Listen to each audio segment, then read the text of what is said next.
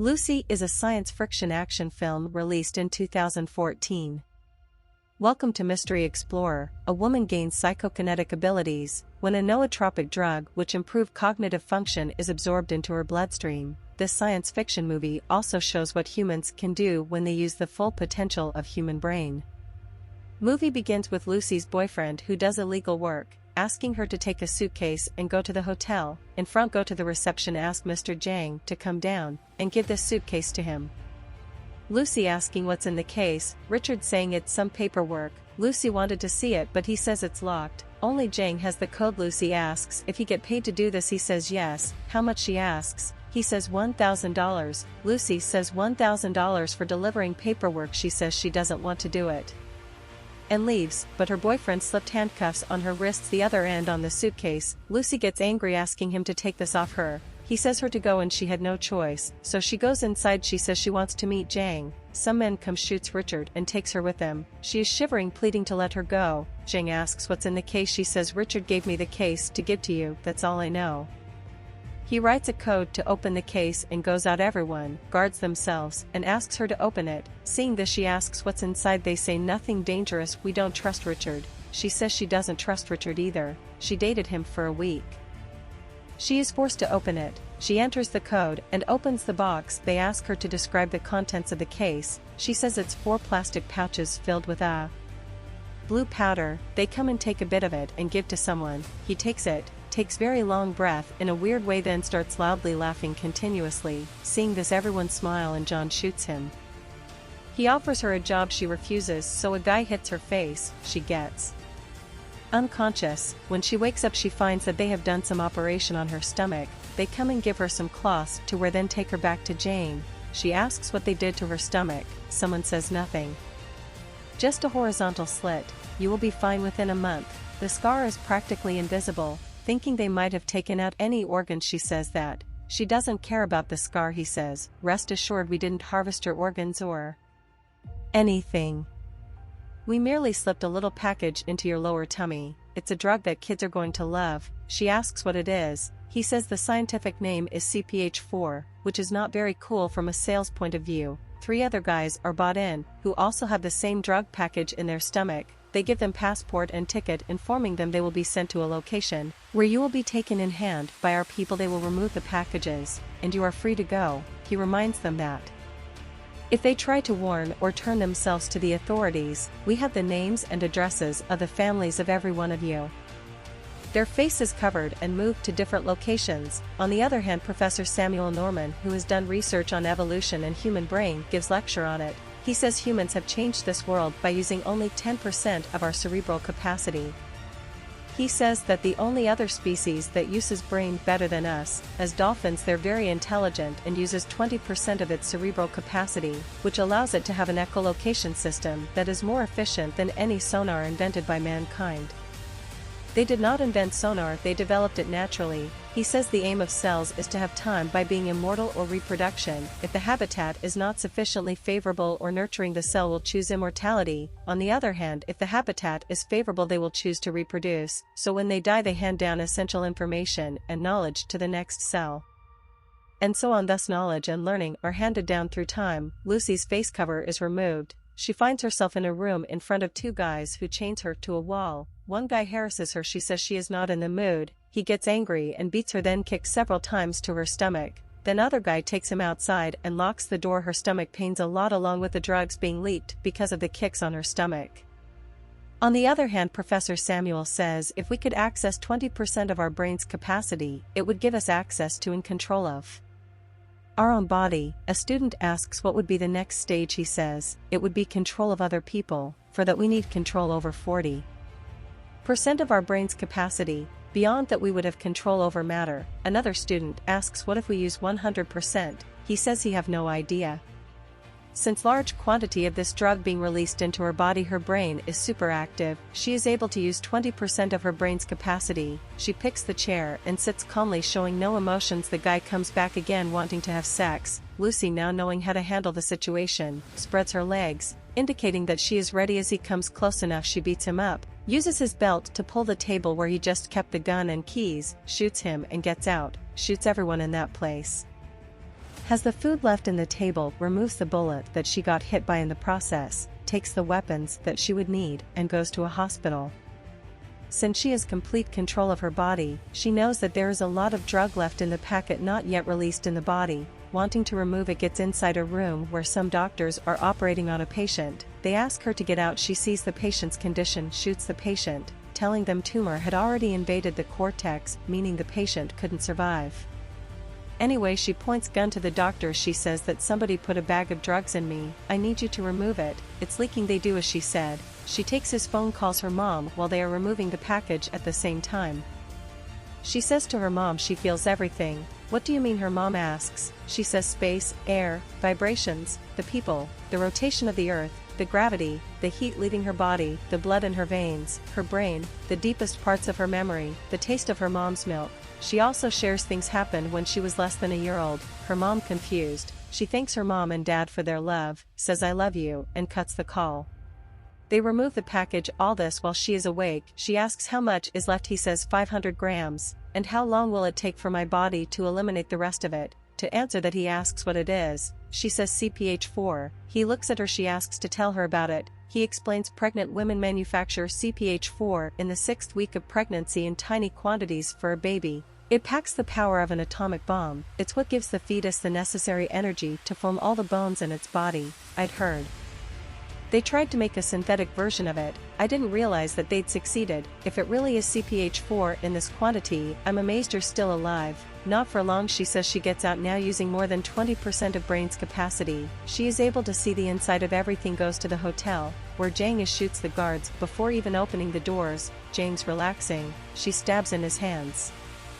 He is in both anger and pain. She asks, where are the others who are carrying the drug? I need the rest of it for medicinal purposes. Getting no response, she holds his head to read it, and figures out where others are sent, saying the locations Berlin, Paris, and Rome. Then leaves. He gets very angry. Then she goes to her house. She lives with her friend. She asks her friend to let use her laptop. She searches for someone who had done research on brain, finds Professor Samuel Norman. She calls him and says, Professor, I just read all your research on the human brain, we need to meet. He laughs and asks, all of my research? I find that hard to believe. He is about to say how many pages he has written. She says 6,734 pages. I can recite them to you, if you wish.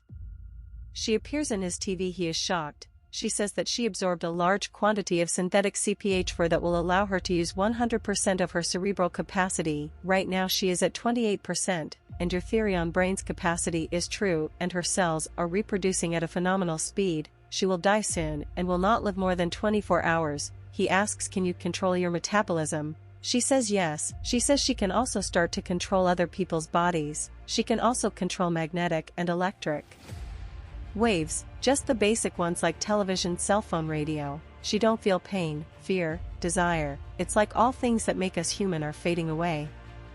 She asks what to do with all this knowledge about quantum physics, applied mathematics, that she is accumulating.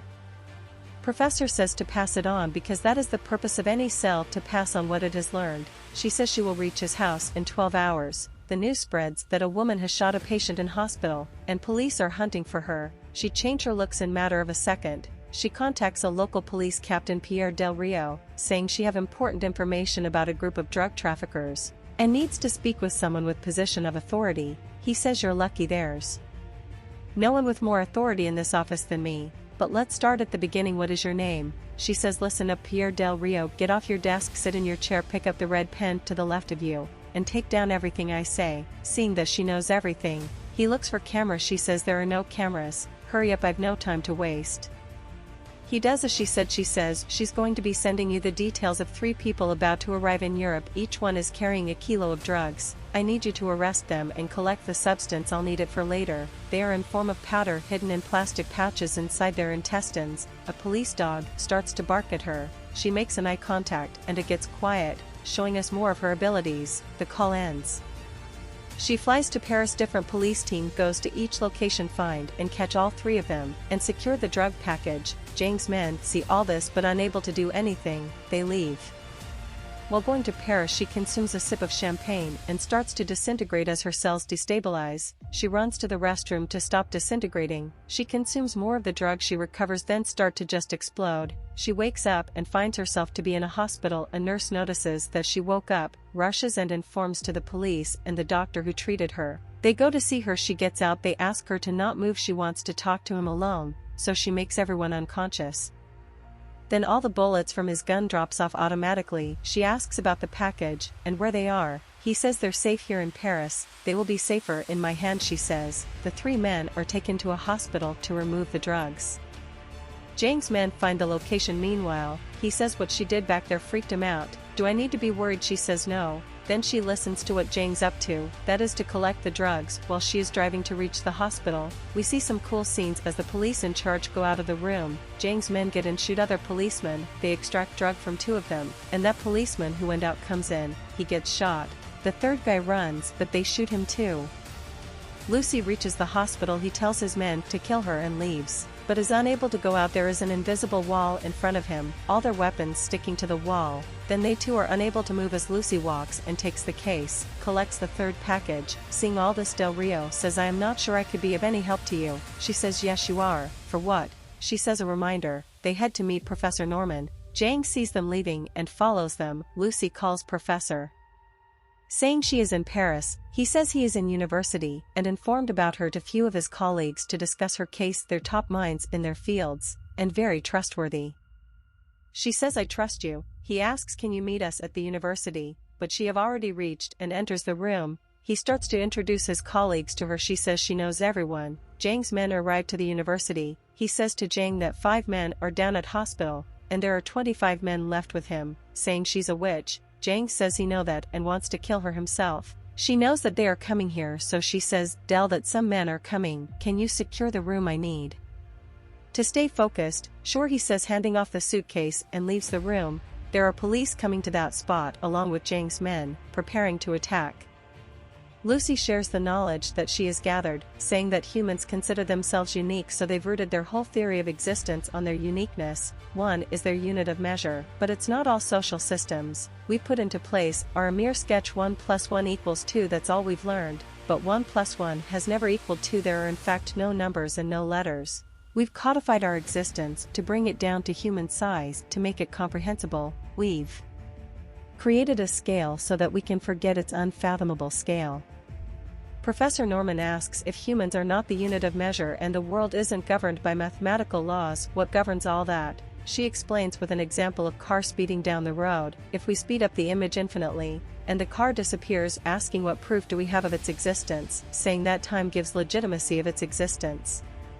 Time is the only true unit of measure. It gives proof to the existence of matter. Without time we don't exist. Jang and his men enters to find her. Del Rio says he can't hold them for long. She says time to go then. She tells them to put all the remaining drugs into her body. Professor asks her if she is sure she needs such huge doses. Afraid that she won't survive, she says she needs it, so she could use 100% of her brain capacity. Professor says I'm not even sure that mankind is ready for all this knowledge. We are so driven by power and profit given man's nature, it might bring us only instability and chaos. She says ignorance brings chaos, not knowledge. I'll build a computer and download all my knowledge in it. I'll find a way for you to have access to it. Professor says I just hope we will be worthy of your sacrifice.